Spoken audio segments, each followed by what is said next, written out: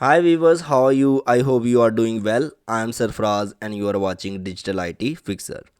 आज हम बात करने जा रहे हैं how to add C S S. Last time हमने सिलेक्टर्स पे बात की थी, सेंटेक्स पे बात की थी, इंट्रोडक्शन पे बात की थी। अगर आपने मेरे वो लेक्चर नहीं देखे तो आप इस सीरीज़ के फर्स्ट लेक्चर से स्टार्ट करें। आपको बहुत ही बेसिक्स चीज़ें मैंने एक्सप्लेन की हैं, आपको बहुत ही नॉलेज होगा, बहुत ही बेसिक चीज़ों का नॉलेज होगा और बहुत सी ऐसी चीज़ें जो आपको ने बिल्कुल कहीं से भी नहीं सीखी उसका नॉलेज होगा। तो अगर आपकी बेसिक, आपका सिंटैक्स, आपका इंट्रोडक्शन, आपका नॉलेज स्ट्रॉन्ग होगा तो आप इजीली वर्क कर पाएंगे। आज हम बात करने जा रहे हैं कि सी एस एस के कितने वे से सी एस एस को लिखा जा सकता है। When a browser read a style sheet it will format the H T M L document according to the information in the style sheet. Three way to insert a css. Three way There are three ways of inserting a style sheet: external css, internal css and inline css. तो interview में भी बहुत से questions आते हैं और वो आपसे पूछते हैं कि कौन सी सी एस एस जो है वो यूज़फुल है ज़्यादा, और कौन सी आजकल डिमांडिंग वे चल रहा है। तो सबसे पहले तो इनलाइन सी एस एस आई, उसके बाद इंटरनल सी एस एस आई एंड उसके बाद एक्सटर्नल सी एस एस आई। तो आपको पता है जब भी मॉडर्न चीज़ आती है उसकी डिमांड ज़्यादा होती है और उसकी जो है वो रीयूजिबिलिटी ज़्यादा होती है, उसको वो ज़्यादा कंपैटिबल होती है। तो यहाँ पे शॉर्ट आपको आंसर बता दूँ कि जो mostly useful C S S का वे है वो एक्सटर्नल सी एस एस है। इसको हम मल्टीपल पेजेस में यूज़ कर सकते हैं, एक ही फ़ाइल को। इसमें हम कोड को रीयूज़ कर सकते हैं, इसमें हम कोड में चेंजिंग भी इजीली कर सकते हैं। तो तीनों चीज़ें कोड में, जब भी आप कोई कोड लिखते हैं तो इन चीज़ों को आप लाजमी देखते हैं कि कोड रीयूजेबल है, कोड की मेंटेनेंस ईजी है और कोड को मल्टीपल टाइम यूज़ किया जा सकता है, और कोड को एक ही कोड को मल्टीपल पेजेस में यूज़ किया जा सकता है कि नहीं किया जा सकता। तो ये बहुत ज़्यादा ईजी चीज़ रही है हमारे लिए, इसलिए डेवलपर्स ने एक्सटर्नल सी एस एस को वैल्यू दी और अभी तक यही वे चल रहा है पूरी मार्केट में वेब डेवलपमेंट की। External CSS: with an external style sheet, you can change the look of an entire website by changing just one file. तो जैसे भी मैंने डिस्कस किया, each HTML page must includes a reference to the external style sheet file inside the link element inside the head section. तो head section के अंदर हमें एक लिंक टैग लगाना पड़ता है। आप देखें यहाँ पे एक हेड सेक्शन के अंदर लिंक टैग लगा हुआ है और उसके अंदर हमने अपनी स्टाइल शीट का रेफरेंस दिया है। ये हमारा रिलेशनशिप है, आर ई एल रिलेशनशिप, और यहाँ पे हमारा फ़ाइल का नाम। अगर आपने मेरी एच टी एम एल की सीरीज़ देखी है तो फिर तो आपको ये चीज़ें मज़ीद जो है वो अंडरस्टैंड कर रही होंगी।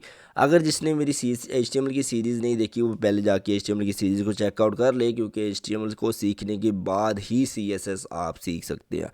और वहाँ पे मैंने फुल डिटेल में बताया हुआ है external, internal and inline C S S के बारे में।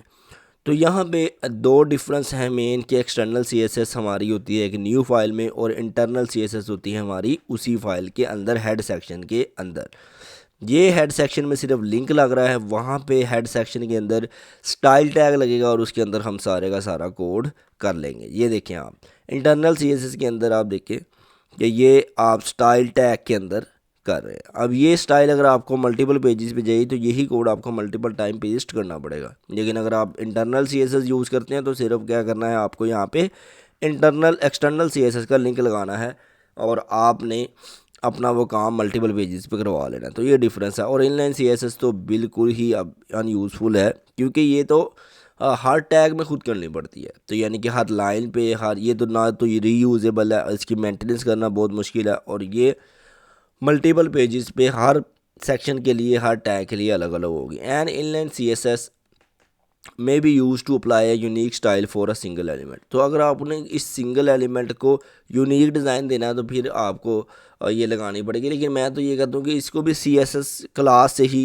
यूनिक बनाया जाए। To use inline style at the style attribute to the relevant element, they style attribute can contain any C S S property. तो ये सारी चीज़ है। इसका मैं एक, जो मैंने डिटेल्ड में मैंने बनाई है सीरीज़, उसको मैं आपको, उसका भी मैं लिंक दे दूंगा ताकि आपको वो थ्री वेज डिटेलिंग में आइडिया हो जाए कि उनको कैसे करना है, क्योंकि वो मैंने HTML सीरीज़ में बहुत अच्छे से बता दी है। तो ये बस हमें कैस्केडिंग ऑर्डर देखने की ज़रूरत है। यहाँ पे एक इन्फॉर्मेशन बहुत ज़रूरी है आपके लिए। What style will be used when there is more than one style specified of an HTML element?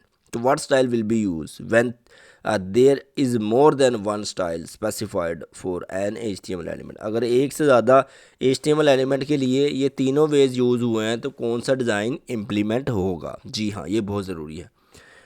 HTML में मैंने आपको इसी कैस्केडिंग जो हमने स्टाइल शीट या CSS लिखने के जो 3 वेज बताए थे, उसमें आई थिंक मैंने आपको प्रायोरिटी बताई है, नहीं बताई, लेकिन यहाँ पे मैं आपको वो बता देता हूँ। All the style in the page will cascade into a new virtual style sheet by following rules, where number 1 has highest priority inline CSS। inline CSS जो आपने की होगी उसकी प्रायोरिटी सबसे ज़्यादा होगी, बेशक आपने इंटरनल CSS किया या एक्सटर्नल CSS की है। उसके बाद जो सेकंड प्रायोरिटी है वो external and internal style sheet की है। ठीक है, external and internal style sheet की दोनों की सेम है। और यहाँ पे ब्राउज़र डिफ़ॉल्ट, कुछ ब्राउज़र की भी अपनी CSS होती है। लेट्स सपोज अगर आप हेडिंग लिखते हैं तो स्पेस आ रही होती है। अगर आप UL टैग बनाएंगे तो आपको आइडिया हो जाएगा कि लेफ़्ट साइड पे 40 पिक्सल की पैडिंग आ रही होती है। तो ये सारी क्या है, बाय डिफ़ॉल्ट ब्राउज़र की भी कुछ CSS है। So an inline style has highest priority and will override external and internal style and browser default. तो इनलाइन CSS क्या करता है, ओवरराइड कर देता है ब्राउज़र की डिफ़ॉल्ट CSS को भी, इंटरनल को भी एंड एक्सटर्नल को भी। तो आज के ये हमारे वेज थे जो हमने डिस्कस किए हैं, क्योंकि ये जो थ्योरी थी ये मैंने आपको नहीं करवाई थी तब, और मैंने कहा ये टॉपिक मिस ना हो, तो इसलिए मैंने सिर्फ आपको इसकी थ्योरी आज करवाई है। और प्रैक्टिकल हमने लास्ट HTML वाली सीरीज़ में कर लिया था, उसका लिंक भी मैं डिस्क्रिप्शन में आपको प्रोवाइड कर दूँगा। तो मिलते हैं नेक्स्ट लेक्चर में, टेक केयर।